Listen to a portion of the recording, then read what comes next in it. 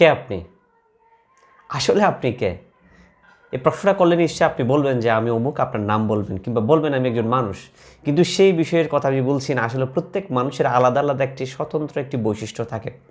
মানুষ একটা জিনিস চিন্তা করে আমি কোথায়, কোন ফ্যামিলির, আমার মাকে, আমার বাবাকে, জিনিসগুলোকে চিন্তা করে হীনমন্যতায় মানুষ অনেক সময় ভুগে।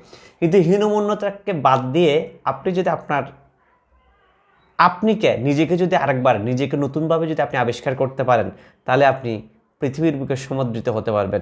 আমরা অনেকগুলো হীনমন্য বা ব্রেনের ভিতরে এমনভাবে দিয়ে রাখি যে নিজেকে অনেকভাবে ছোট করে রাখি। আসলে নিজেকে ছোট ভেবে রাখা বা ছোট হওয়ার কাছ থেকে নিজেটাকে ঝেড়ে ফেলে দিয়ে আপনাকে নতুনভাবে আবিষ্কার করুন।